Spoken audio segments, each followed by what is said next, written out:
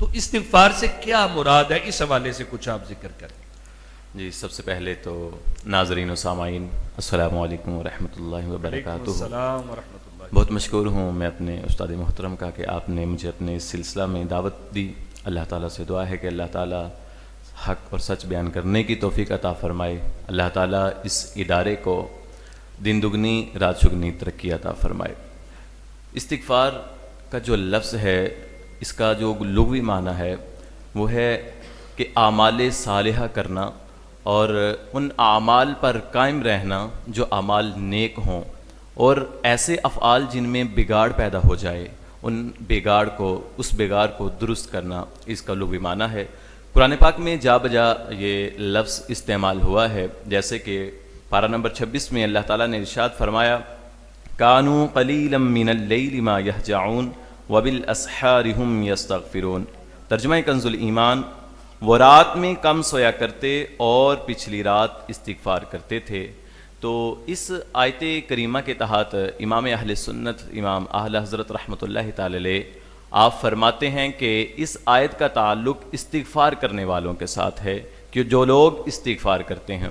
اور اس کا اصطلاحی معنی جو ہے اس کا ایک وسیع واسٹ مفہوم ہمارے ہاں پایا جاتا ہے، لیکن میں کچھ تھوڑا سا بیان کرنا چاہوں گا کہ اس کی جو حقیقت اور روح ہے وہ یہ ہے کہ انسان نے جو گناہ کیے ہیں، جن گناہوں نے انسان کے دل کو، نفس کو گندا اور میلا کیا ہے، انسان ان گناہوں کو سوچے، دیکھے، سمجھے اور اللہ تبارک و تعالی سے ان کی معافی کو طلب کرے، تو اس ساری جو یہ سارا سنیریو ہے، اس کو ہم جو ہے وہ استغفار اور توبہ کا نام دیتے ہیں۔ پھر آگے اگر ہم چلیں تو یہ توبہ اور استغفار کا طریقہ کیا ہے، کیسے کرنا چاہیے۔ توبہ اور استغفار کے طریقے میں 4 چیزیں جو ہیں وہ بنیادی طور پر ملحوظ خاطر رکھنی چاہیے۔ پہلی جو بات ہے وہ یہ ہے کہ سب سے پہلے انسان جب توبہ کا ارادہ کرے تو وہ سب سے پہلے اللہ تعالیٰ کے سامنے سجدہ ریز ہو، یا اللہ تعالیٰ کے سامنے اپنے گناہوں کا اعتراف کرے، نمبر 1۔ نمبر 2 پہ گناہوں کا اعتراف کرنے کے بعد ان پر ندامت کرے، ان پر شرمندگی کو محسوس کرے، اور نمبر 3 پر جب وہ شرمندگی محسوس کر لے تو پھر دل کے سچے اور پکے ارادے کے ساتھ یہ خیال کر لے کہ انشاءاللہ میں آئندہ جو ہے یہ گناہ نہیں کروں گا۔ ہمارے ہاں کیا کیا جاتا ہے کہ بعض اوقات صرف زبان سے لفظ استعمال کر لیا جاتا ہے، استغفر اللہ، توبہ استغفر اللہ، تو لہٰذا اس سے گریز کرنا چاہیے۔ توبہ اور استغفار کا تعلق دل کے ساتھ بھی ہے، زبان سے کہہ لینا اس کے الفاظ بہت سارے ہیں، جیسے استغفر اللہ الذی لا الہ الا هو الحی القیوم واتوب الیہ، لیکن بہترین بات یہ ہے کہ انسان اپنے دل سے بھی یہ پکا اور سچا ارادہ کر لے کہ میں آئندہ یہ گناہ جو ہے وہ نہیں کروں گا۔ تو یہ سارا اس کا سنیریو ہے استغفار کا اور توبہ کا۔ اللہ تعالیٰ نے قرآن پاک میں بار بار جو ہے وہ ارشاد فرمایا ہے، اور اللہ تعالیٰ استغفار کرنے والوں کو تو پسند بھی فرماتا ہے۔ تو یہ اس سارے استغفار کا مطلب ہے۔ ماشاءاللہ، اس میں ناظرین کرام آپ نے سنا کہ استغفار اس کا معنی کیا ہے، اور بڑی آپ نے مطلب ایک ایسی گفتگو سنی۔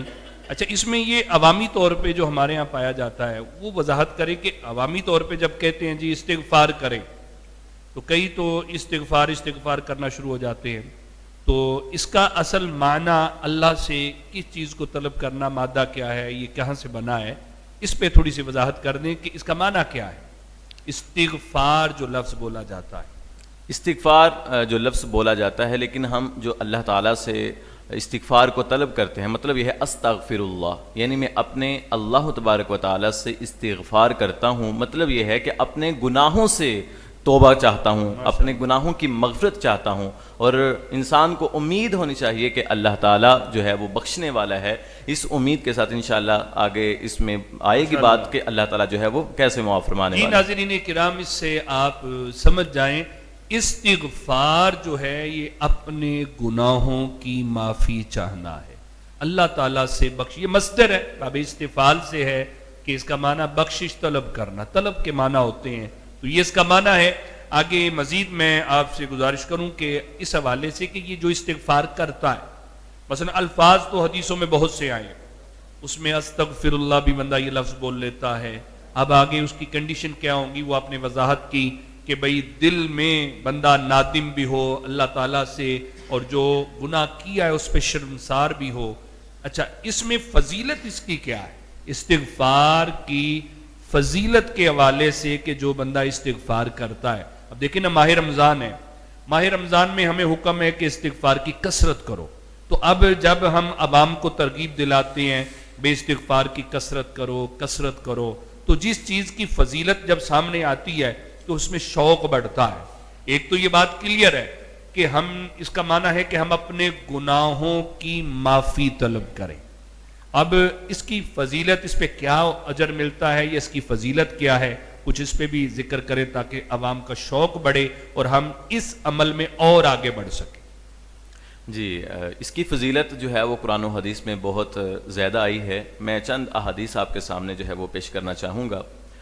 حضور علیہ الصلوۃ والسلام نے ارشاد فرمایا, مجمع الزوائد کی حدیث مبارکہ ہے, آپ علیہ الصلوۃ والسلام کا فرمانے عالی شان ہے کہ دلوں کو بھی زنگ لگتا ہے. جس طرح تانبے اور لوہے کو زنگ لگتا ہے اسی طرح دل کو بھی زنگ لگ جاتا ہے. اور فرمایا کہ دل کا زنگ اتارنے کا جو بہترین عمل ہے وہ یہ ہے کہ استغفار کی جائے, توبہ کی جائے. اس طرح اپنے دل کو, جو اپنے دل کا زنگ ہوتا ہے, جو دل کو جس طرح لوہے کو زنگ لگتا ہے اس طرح جو دل کو زنگ لگتا ہے اس کو صاف کیا جا سکتا ہے. اور بہترین عمل حضور علیہ الصلوۃ والسلام کی حدیث مبارکہ سے یہ واضح ہو گیا کہ بہترین عمل یہ ہے کہ اپنے زنگ کو صاف کرنے کے لیے اللہ تبارک و تعالیٰ سے استغفار کیا جائے اور اللہ تبارک و تعالیٰ سے توبہ طلب کی جائے.